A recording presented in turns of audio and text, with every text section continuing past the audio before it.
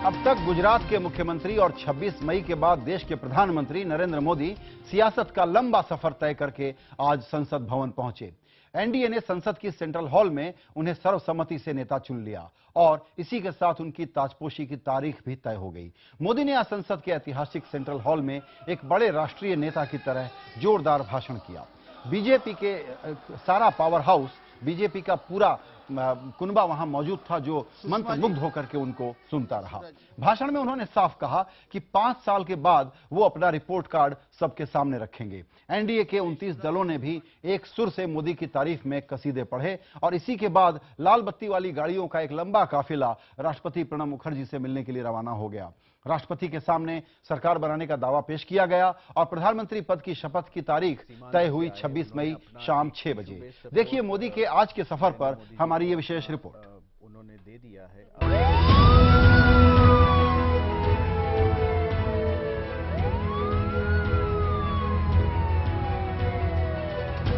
नरेंद्र दामोदर दास मोदी देश के भावी प्रधानमंत्री पहली बार संसद पहुंचे, लेकिन संसद के सेंट्रल हॉल में जाने से पहले उन्होंने सजदा किया।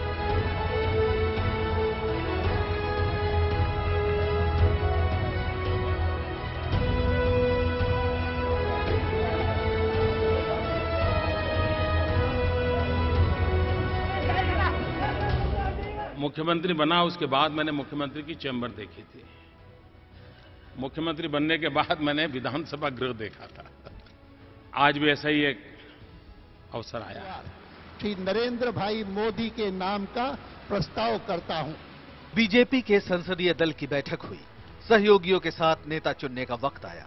मोदी सर्वसम्मति से नेता चुने गए। ये औपचारिकता थी, लेकिन इस रस्मी मुलाकात में मोदी कई बार भावुक हुए। एक बार अटल बिहारी वाजपेयी को याद कर तो दूसरी बार बीजेपी को अपनी मां का दर्जा देकर। कि अटल जी का स्वास्थ्य अच्छा होता और आज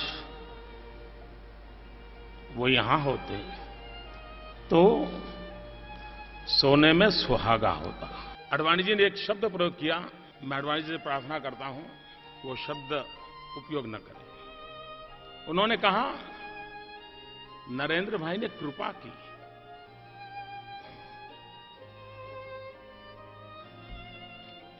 क्या मां की सेवा कभी कृपा हो सकती है? मोदी ने देश को बताया कि सिर्फ चुनावी वादों में ही नहीं, उनकी सरकार के एजेंडे में भी सबका साथ सबका विकास है और इसका रिपोर्ट कार्ड वो 2019 में जनता को देंगे भी। इस चुनाव में 2 बातों पर हम लोगों ने बहुत बल दिया। सबका साथ सबका विकास। हम सबका विकास चाहते हैं, लेकिन सबका साथ उतना ही अनिवार्य है। 2019 में हम मिलेंगे, मैं आपको, देशवासियों को फिर एक बार मेरा रिपोर्ट कार्ड दूंगा।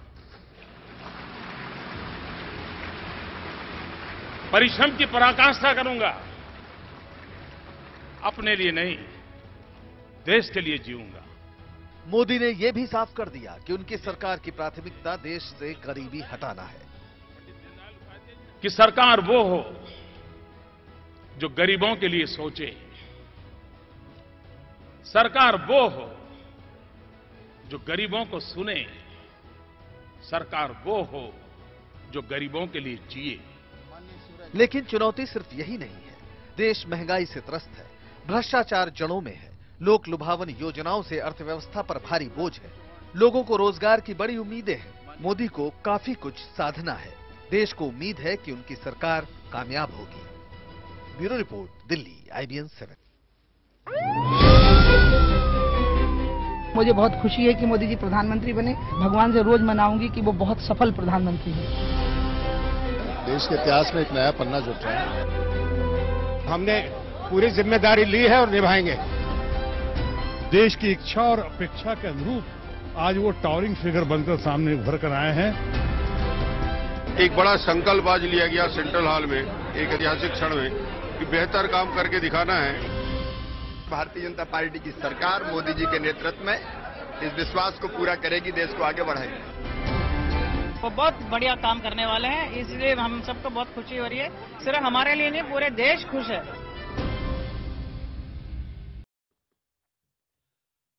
आइए अब हम आगे बात करते हैं कि चुनाव के दौरान मोदीनॉमिक्स का नारा तो खूब चला। क्या मोदी गुजरात के विकास मॉडल की तर्ज पर देश के लिए एक नया मॉडल विकसित करेंगे? क्या भावनाओं में बहकर आर्थिक नीतियों की समीक्षा करना ठीक रहेगा? मोदी के सामने खड़ी चुनौतियों से निकले हैं कुछ सवाल। क्या अच्छी ग्रोथ दर और गरीबी हटाना एक साथ मोदी के लिए संभव है? नेहरूवियन मॉडल की तर्ज पर मोदी का जन पक्षधर मॉडल क्या होगा? महंगाई तुरंत घटाने की मांग पूरी क्या तर्कसंगत है? भ्रष्टाचार मिटाने के लिए कैसा पारदर्शी सिस्टम बनाएंगे मोदी? और चुनाव सुधार के बिना भ्रष्टाचार का खात्मा कैसे मुमकिन हो सकता है? इंडिया 9 बजे में इन्हीं सवालों पर हम चर्चा करेंगे। हमारे साथ जुड़ रहे हैं कुछ खास मेहमान। दिल्ली से हमारे साथ हैं बीजेपी के नेता सिद्धार्थनाथ सिंह और कांग्रेस नेता मणिशंकर अय्यर। स्टूडियो में हमारे साथ हैं जेएनयू के प्रोफेसर और राजनीतिक विश्लेषक प्रोफेसर हिमांशु और लेखक नीलांजन मुखोपाध्याय।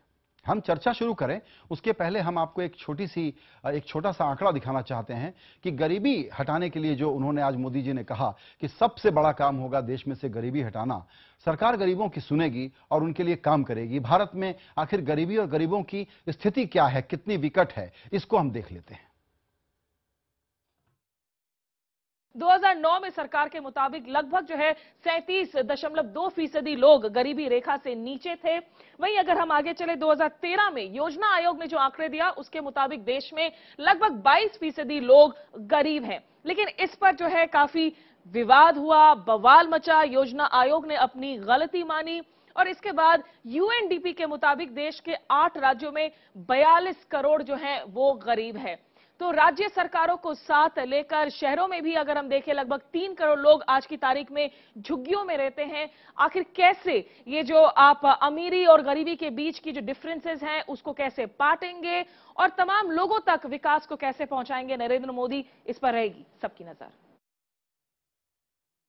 आइए चर्चा शुरू करते हैं। सबकी जुबान पर एक ही सवाल है कि जितनी बड़ी उम्मीदें नरेंद्र मोदी ने बांधी हैं उनको पूरा करना कितना मुश्किल होगा और क्या क्या बड़ी चुनौतियां हैं, बहुत बड़ी चुनौतियां हैं जिनको प्रायोरिटी पर पहले एड्रेस करना चाहिए। सबसे पहले मैं सवाल लेके चलता हूं कांग्रेस नेता मणिशंकर अय्यर के पास। सर, वक्त निकालने के लिए आपका बहुत शुक्रिया। आज एक बेहद शालीन और धीर गंभीर माहौल में नरेंद्र मोदी देश के प्रधानमंत्री के रूप में बीजेपी पार्लियामेंट्री पार्टी ने उनको चुन लिया और एक भाषण उन्होंने किया।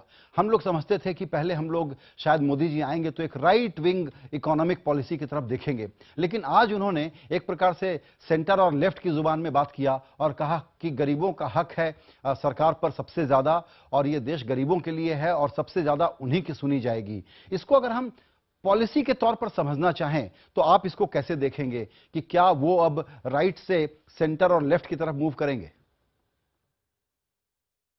मुझे लगता है कि मोदी जी शब्दों का चमत्कार हमेशा कर सकते हैं, लेकिन उनके कार्यों और उनके शब्दों में बहुत अंतर हमेशा रहा है। मैं उन पर विश्वास नहीं रखता हूं। तो इन शब्दों का जो उन्होंने इस्तेमाल किया वो ठीक है अपने जगह, लेकिन हमें आने वाले दिनों में देखना पड़ेगा कि कैसे इन शब्दों को एक असली रूप देंगे अपने नीतियों के जरिए और अपने जमीनी कार्य के जरिए। जी बिल्कुल। और वहां मुझको नहीं लगता है कि ऐसे व्यक्ति जिन्होंने कि पूंजीपतियों से इतना पैसा लिया जो कि कभी हमारे इतिहास में नहीं लिया गया है अपने चुनाव प्रचार करवाने के लिए, कि ऐसे व्यक्ति उन लोगों के खिलाफ जा सकते हैं। तो जो उन्होंने विकास का पथ दिखाया है गुजरात में, वो पूंजीपतियों का पथ है और मुझको बहुत ही संकेत है कि ऐसा ही रास्ता वो दिल्ली से भी दिखाएंगे। वहाँ ह्यूमन डेवलपमेंट इंडेक्स के लिहाज से जो उनकी जीडीपी की प्रगति रही है और जो ह्यूमन डेवलपमेंट की प्रगति रही है उसमें बहुत बड़ा अंतर है जी। और ऐसा अंतर रहे तो देश के लिए खतरा है। और बहुत आसान है ये कहने का कि हम गरीबी को हटाएंगे। जी बिल्कुल। दिखाकर दिखाएं, करके दिखाएं कि वो कर सकते हैं या नहीं। और हमारे जो आंकड़े हैं वो दिखाते हैं कि हमारे यूपीए के दौरान जितने लोग गरीबी रेखा से उठाए गए हैं उतना कभी भी इसके पहले जी बिल्कुल नहीं उठाए गए थे। जी बिल्कुल। आइए यहां पर सिद्धार्थनाथ जी, जाहिर है कि अय्यर साहब ने जो कहा है उस पर आप रिएक्ट करना चाहेंगे। उसमें मैं सिर्फ इतना सा जोड़ना चाहता हूं कि गरीबी कैसे हटाएंगे। जिस तरीके से एक इनएफिशिएंट व्यवस्था के जरिए सब्सिडी बांटी गई है इस देश में, उससे गरीबी तो हटेगी नहीं, पैसे जाएंगे और गरीबी भी नहीं हटेगी। नरेंद्र मोदी की सरकार इसको कैसे सुनिश्चित करेगी, सिद्धार्थनाथ जी? संजय जी, मैं सोच रहा था कि आज की डिबेट में मैं उस रास्ते नहीं चलूंगा जहां पर मुझे कांग्रेस को याद दिलाना पड़ेगा आपने क्या किया, क्योंकि निर्णय हो चुका है और भारतीय जनता पार्टी की सरकार बन रही है। दुर्भाग्यपूर्ण यह है कि गरीबी हटाओ का नारा इंदिरा गांधी ने दिया था 77 के समय जी। उस समय से आज तक कांग्रेस अधिकांश रूप से कांग्रेस की सरकार रही है। आज भी कांग्रेस का फिर नारा इस चुनाव में था कि हम लोग हैं जो गरीबी हटाएंगे जी। दुर्भाग्यपूर्ण यह है कि इन लोगों ने गरीबी कम करने की जो रेखा बनाई, उसके अंदर किस कमेटी का इन्होंने योग लिया और उसके आधार पर, क्योंकि इन्होंने 26 रुपया रखा गांव के लिए, 32 रुपए रखा शहर के लिए, और उसके आधार में इन्होंने कहा गरीबी हटी। चलिए, इसका वो नहीं ये थी, आपने 5 पॉइंट रुपए की थाली तक की आ गए। सिद्धार्थनाथ जी, आपने ये पॉइंट रख दिया, लेकिन हम लोग आगे की बात पर आ जाएं कि आप लोगों की सरकार कैसे हटाएगी। पूरा कर लेने दिए संजय जी, मुझे मैं अपना पूरा पॉइंट कर रहा हूं और आपका जवाब भी देना चाहता हूं। और इसलिए यह दुर्भाग्यपूर्ण है कि कांग्रेस ने जो गुजरात चुनाव 2012 से शुरू किया था, 2014 में किया, अब अभी भी वही राग अलाप रहे। इन लोग को अपने आत्मचिंतन करना चाहिए, मगर ये इनका विषय है। जो गरीबी हटाई जाएगी, देखिए, जो आप राइट ऑफ सेंटर और लेफ्ट ऑफ सेंटर और सेंटर की तरफ जा रहे हैं, भारतीय जनता पार्टी की नीति स्ट्रेट है, उनका है। हमारी नीति है कि आपको देश के अंदर पैसा रेवड़ियां बांटने से आपको उधार की जिंदगी जीनी पड़ेगी और आपको बाहर से पैसा लेना पड़ेगा। उसके आधार पर आपका फिस्कल डेफिसिट बढ़ता जाएगा, रुपया और महंगा होता जाएगा। ये सब चीजें इकोनॉमिक फंडामेंटल्स हैं। इसलिए आपको अपने राज्य में किसी को घर भी देख लीजिए, पहले तो पैसा कमाओगे फिर उसको बांट सकते हो। जी बिल्कुल। तो देश भी घर है, आप पैसा कमा नहीं रहे हो, एसेट क्रिएट नहीं कर रहे हो, वेल्थ क्रिएट नहीं कर रहे हो, मगर रेवड़ियां बांटना चाहते हो। सोशल सेक्टर के अंदर हमें मदद देनी है। जो लोग कमजोर हैं, वो किसी जाति और धर्म के आधार पर नहीं, वो हम भी मानते हैं और ये बहुत ही आवश्यक चीज है, मगर पैसा उधार से नहीं कर सकते। पैसा आपको अपनी ग्रोथ से, इकोनॉमिक ग्रोथ के आधार पे करना है, अपनी नीतियों के आधार पे करना है, फिर आप बांट सकते हैं। ये हम लोग का सिंपल फंडामेंटल प्रिंसिपल है। बिल्कुल ठीक है। कमाई के बगैर पैसे नहीं होंगे तो गरीबी कैसे हटेगी। बिल्कुल सही है। नीलांजन, छोटा सा जवाब, क्योंकि हमारे दोनों राजनीतिक मेहमानों को हमने ज्यादा समय देना चाहा है, वो ये कि ये जो पहले था एक्शनेबल पॉइंट ये है कि ग्रोथ करिए गरीबी हटेगी। आज के भाषण में उन्होंने ग्रोथ वगैरह के एक्शनेबल पॉइंट पर फोकस नहीं किया, गरीबों पर फोकस किया। ये एक उसका सबसे बड़ा की टेकअवे हम देख सकते हैं। पॉलिसी के नाते जो मैं सवाल कर रहा था मणिशंकर जी से भी कि राइट की बात कर ली, अब लेफ्ट की तरफ मूव कर जाओ। मोदी जी की आज की जो भाषण है, इसको मैं पॉलिटिकली देखता हूं। उनकी इच्छा है कि इतिहास में एक ऐसा छाप छोड़ के जाना जिसके लिए उनको इतिहास में बहुत लंबे समय तक याद रखा जाए। जाहिर सी बात है कि आप तभी ये छाप छोड़ सकेंगे कि अगर आप देश की जो मेजॉरिटी की जो लोग हैं उनका कुछ उद्धार करें। तो इस पूरे इलेक्शन के पीरियड में माना जा रहा था कि सबसे पहले जो मोदी सरकार आके करेगी, अगर उनकी सरकार बनती है, तो ये जो पॉपुलर सब्सिडीज हैं इनका रोल बैक होगा। एनआरईजीए ये कह रहे हैं कि नहीं करेंगे, ये इससे संकेत मिल रहा है कि इसमें रोल बैक नहीं होगा। हो सकता है कि अगर उनको लगता है कि ये ठीक से नहीं चली तो उनको रिस्ट्रक्चर नहीं। मैंने इंटरव्यू किया चुनाव के पहले, साफ कहा कि खजाने पर गरीबों का हक है, तिजोरी पर, और ये सब सुविधाएं नहीं। मेरे ख्याल से ये बहुत डिसाइसिव स्टेप है, एक संकेत है कि किस दिशा में सरकार जाएगी। बिल्कुल कॉर्पोरेट फ्रेंडली जो लगता था कि शायद नहीं होगा, उनके लिए और पॉलिसीज बिल्कुल। हिमांशु जी, आप इकोनॉमिस्ट हैं, डिटेल में जाने की जरूरत नहीं है कि चैलेंज कितना बड़ा है। एक तरफ गरीबी और दूसरी तरफ महंगाई, उससे और गरीब मर रहा है। इसको एड्रेस करने के अभी जो चैलेंजेस हैं, अभी जितनी बातें सुनी, आपको कैसे लग रहा है कि मोदी सरकार करेगी? देखिए, मोदी सरकार का जो मैनिफेस्टो था, जो घोषणा पत्र को अगर हम उसको मान के चले कि वो उनका एक ब्लूप्रिंट है, तो उसमें बहुत सारे डिटेल्स हैं नहीं कि किस तरीके से वो क्या करेंगे। उसमें बहुत सारी अच्छी चीजें लिखी हुई हैं, महंगाई कम करेंगे, ये करेंगे, पर डिटेल्स नहीं है। कैसे करेंगे वो डिटेल्स बहुत सारे नहीं है। और ना ही इनके जो लीडर्स के जो बयान आ रहे हैं उसमें कहीं कोई क्लैरिटी है कि एफडीआई में होगा इनका क्या पोजीशन होगा, इंटरेस्ट रेट पे उनका क्या पोजीशन होगा, बाकी सारी चीजों पे उनका क्या पोजीशन होगा। मुझे लगता है एक चीज सिर्फ अगर वो ध्यान रखें कि ये जो वोट आया है बीजेपी को, एक वोट आया है वो एक बहुत बड़े तबके का आया है जिसकी एस्पिरेशंस बहुत ज्यादा हैं, जिसकी उम्मीदें इस सरकार से काफी ज्यादा हैं, और वो उम्मीदें जो है वो सिर्फ महंगाई को लेकर नहीं है बल्कि हर सारी चीजों को लेकर है। नौकरी सबसे बड़ी जरूरी चीज है और किस तरीके का ग्रोथ आप करते हैं वो उससे बहुत सारा डिफाइन होता है कि क्या आप उससे रोजगार जनरेट कर पाएंगे कि नहीं, क्या उस जो ग्रोथ होगा उससे महंगाई की दर कम होगी कि नहीं। इन सारी चीजों पे मुझे लगता है क्लैरिटी अभी फिलहाल तो लगती नहीं है, और विरोधाभास है काफी सारे बयान जो आ रहे हैं उसमें विरोधाभास भी है। बिल्कुल। मणिशंकर अय्यर साहब, आप चाहें तो एक थोड़ा सा एक संक्षेप में ये बता सकते हैं कि जो शुरुआत हुई है, जो शुरुआती भाषण हुए हैं, पॉलिसी के लेवल पर आपको कैसे लगे जो नरेंद्र मोदी जी ने बातें कही हैं, और उसी के साथ मेरा एक छोटा सा सवाल है कि आपको लगता है कि एक बहुत डिसाइसिव मूड के साथ आए हैं कि नेहरूवियन मॉडल को तो बदलना है?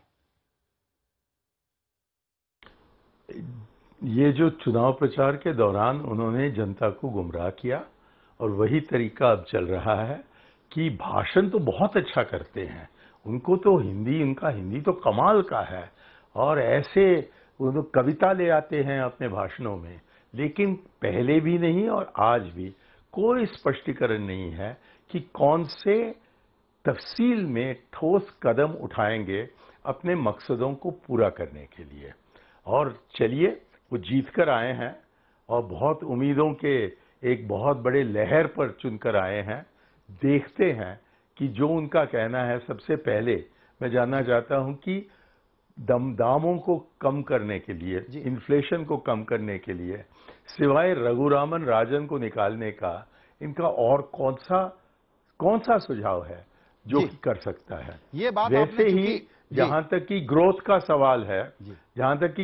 सवाल है, कभी भी यूपीए 1 से पहले इतना ग्रोथ नहीं हुआ जितना कि हमारे जमाने में हुआ। बिल्कुल। और जो गरीबों के लिए बजट के तरफ से पैसे दिए गए थे, कभी भी इससे पहले इतना नहीं दिया गया है।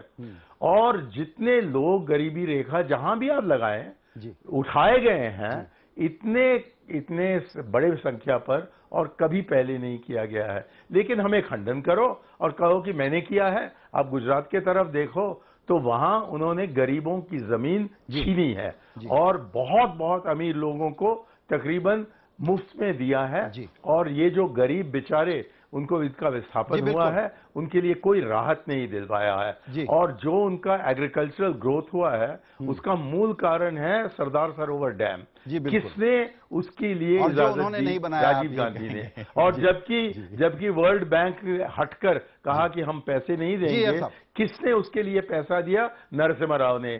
तो इनको ये बहुत ही लकी आदमी है कि इनको मिल गया। लेकिन वाईके अलग ने अभी इंडियन एक्सप्रेस में बताया है कि 10% एग्रीकल्चरल ग्रोथ नहीं हुआ है, वहां तो 6% ही हुआ है। तो ये लोग गर्बल्स जैसे प्रोपेगेंडा करने में माहिर हैं, लेकिन जमीनी तौर पर आपकी राय में उनका काम वैसा है ही नहीं। और इसलिए मैं इंतजार करने को तैयार हूं कि आने वाले 2-4 महीने के अंदर लोग बहुत निराश होने वाले हैं। चलिए ठीक है, थोड़ा वक्त तो इनको दिया ही जाए। सिद्धार्थनाथ जी, मैं महंगाई के बारे में एक आंकड़ा बताना चाहता हूं, लेकिन उसके पहले चूंकि एक स्पेसिफिक इशू अय्यर साहब ने उठा दिया है, उस पर क्लैरिटी बहुत अच्छी रहेगी। क्योंकि जगदीश भगवती जैसे लोगों ने भी एक मांग रख दी है कि रघुराम राजन को, आरबीआई गवर्नर को न हटाया जाए। पहले एक चर्चा थी, मेरी अपनी राय है कि ऐसा होगा नहीं, लेकिन आप बीजेपी के नेता के तौर पर अगर इसमें क्लैरिफिकेशन देना चाहें तो क्या कहेंगे? देखिए संजय जी, इसके बारे में यशवंत सिन्हा जी भी विस्तार से बोल चुके हैं। इसके बारे में हमारे जो ट्रेजरर हैं पीयूष गोयल जी विस्तार से बोल चुके हैं। शायद मणिशंकर अय्यर जी को पढ़ने की कम आदत पड़ गई है आजकल, इसलिए हमने कहा है कि ऐसा कुछ भी नहीं होएगा और कोई कारण नहीं है कि उनको हटाया जाएगा। बिल्कुल। तो इसके बाद ये बहस कम हो जानी चाहिए। मगर मणिशंकर अय्यर जी को इतना जी, सिद्धार्थनाथ जी 1 मिनट रुक जाएं, क्योंकि ये इंडिविजुअल का जिक्र आया, इसलिए मैंने कहा क्लैरिफाई कर दें। अभी महंगाई का एक आंकड़ा हम आपको दिखाना चाहते हैं। स्मिता शर्मा महंगाई की सबसे बड़ी चुनौती क्या है वो बता रही हैं। महंगाई डायन की अगर हम बात करें, जो कहीं ना कहीं यूपीए सरकार की नैया ले डूबी है, इसमें आप अगर देखें अनाज और साथ साथ दाल की कीमतों में लगभग 38 से 40% तक इजाफा हो रखा है। वहीं फल सब्जी और दूध की कीमतों में लगभग 57 से लेकर 60% तक की बढ़ोतरी देखने को मिली है। इसके अलावा अंडे, मछली, मीट खाने वालों को भी पता है कि 100% तक जो है कीमतें बढ़े हैं। और तिलहन छोड़ दीजिए, दूसरी सामग्री छोड़ दीजिए, जो आपके घरौंदे हैं, जो मकान हैं, उनके कीमतों में भी 100% तक जो है इजाफा देखने को मिला है। पेट्रोल जिस पर उद्योग निर्भर है, आपकी गाड़ियां चलती हैं, वो भी 60% तक महंगा हुआ है। जी सिद्धार्थ नाथ जी, आपसे यही सवाल है। अय्यर साहब जो कह रहे हैं उसका मतलब यह है कि महंगाई घटाने के चक्कर में 4 महीने में आटे दाल का भाव पता लग जाएगा एनडीए सरकार को, क्या कहते हैं आप? इनको तो पता चल गया, इनकी तो पूरी सरकार चलेगी, 44 पे आके गिर गए, तो इनको तो आटे दाल का भाव पता चल गया। 10 साल से सरकार में थे, पिछले 4 साल से महंगाई कभी कैसे कम हटाएंगे सर, ये बताएं। इनको तो कुछ समझ नहीं है कि किस तरफ से इन लोगों को महंगाई कम करनी। मैं बता देता हूं, छोटे ज्यादा नहीं है, मैं इसमें कदम हमें उठाने पड़ेंगे। इन लोगों ने फूड सिक्योरिटी के चक्कर में, जो कि 4 साल से फूड सिक्योरिटी एक्ट लेकर आएंगे, इसके लिए एफसीआई के गोडाउनों में जितना आपको गेहूं या धान जो रखना था उससे कहीं अधिक रखा जी। और जो कैपेसिटी जो रखा गया है प्लानिंग कमीशन के तहत कि आपको न्यूनतम इतना रखना चाहिए, उससे कहीं 3 गुना ज्यादा रखा जी। सुप्रीम कोर्ट भी बोलती रही, मगर इन लोगों ने अपने पास रखा। आज उसमें से कहीं आप 20 मिलियन या 30 मिलियन टन आज छोड़ दीजिए, क्योंकि सब्जी भी अलग से होती है, मगर इनके छोड़ने से एक ऐसा माहौल आएगा कि आपकी जो फूड इन्फ्लेशन है वो खत्म कम होनी शुरू है। दुर्भाग्यपूर्ण यह है, अर्थशास्त्री बैठे हुए मणिशंकर जी को अर्थशास्त्र का कोई ज्ञान शायद नहीं होएगा, मगर जो अर्थशास्त्र जिसने भी पढ़ा है, कुछ मैंने भी पढ़ा है, अर्थशास्त्र में महंगाई जो फूड की होती है उसके लिए सिंपल एक थ्योरी होती है कि आप सप्लाई चेन को ठीक करिए। सप्लाई ठीक करेंगे तो आपको दाम अपने आप गिरेगा। इन्होंने सप्लाई में ब्लैक मार्केटिंग करी, सप्लाई में इंपोर्ट और एक्सपोर्ट में घपले करे। इन्होंने कहा कि नहीं, हम इंटरेस्ट रेट को बढ़ाते चलेंगे। इंटरेस्ट रेट को बढ़ाते बढ़ाते इन्होंने इंडस्ट्री और मैन्युफैक्चरिंग को खत्म कर दिया, उसके कारण अनएम्प्लॉयमेंट बढ़ गई। सर सॉरी, वक्त की कमी है, लेकिन आप ये बता रहे हैं कि आप कैसे हटाएंगे। हमें जो करना है, जिम्मेदारी है, हम पूरा करेंगे काम। ठीक है, करेंगे काम, ये तो बता दिया। हिमांशु जी, जो आपका प्रश्न था जिसका जवाब लेने की हमने कोशिश की कि कैसे हटाएंगे, सिद्धार्थ नाथ जी जाहिर है कि यही कह सकते हैं कि हटाएंगे, कैसे हटाएंगे का ब्यौरा नहीं मिल रहा है। इतना सीरियस चैलेंज है, चुनाव सामने है, किसानों का समर्थन मूल्य भी बढ़ाना है, फूड इन्फ्लेशन भी कम करना है, सप्लाई चेन की बात कर रहे हैं सिद्धार्थ नाथ जी, वक्त लगेगा, और पता नहीं एपीएमसी एक्ट हम नेशनली कब उसको डिसमेंटल करेंगे। एग्जैक्टली क्या कर सकते हैं अगले 4 हफ्ते के अंदर महंगाई को कम करने के लिए? देखिए, एक चीज़ तो उन्होंने सही बताई, जो कि फूड स्टॉक्स जो पड़े हुए थे, अगर उनकी सप्लाई, इस बात में मैं एग्री करता हूं, अगर उसको सप्लाई को रिलीज कर दिया जाए, लोगों में डिस्ट्रीब्यूट कर दिया जाए, तो कुछ तो प्रेशर जो अनाज तो पे है वो ये एक अनाज रिलीज कर दिया तो तुरंत महंगाई कम होगी, इनके हाथ में है। हाँ, ये एक चीज तो है, ये एक चीज इनके हाथ में है। दूसरी चीजों के बारे में मैं एक चीज आपको बता देना चाहता हूँ कि महंगाई कम करने की जो आप बात कर रहे हैं, महंगाई का जो असर, महंगाई के जो प्रॉब्लम है, वो सप्लाई वाला प्रॉब्लम जो है वो स्टेट लेवल पॉलिसी से भी डिफर होता है। एपीएमसी आप यहाँ पे बैठकर नहीं कर सकते हैं। सप्लाई चेन का मैनेजमेंट जो एग्रीकल्चर, खास करके एग्रीकल्चर की बहुत सारी मार्केटिंग पॉलिसीज हैं, वो स्टेट लेवल पे कितना कोऑपरेशन स्टेट से ले पाते हैं और स्टेट्स को अपने साथ ले आ पाते हैं, वो भी बहुत ज्यादा जरूरी होगा।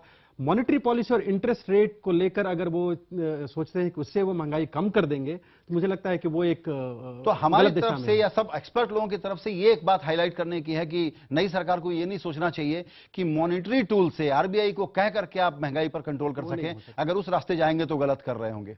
बिल्कुल। नीलांजन, आपसे एक सवाल है छोटा सा, और वो ये है कि भ्रष्टाचार का भी एक दूसरा मुद्दा था।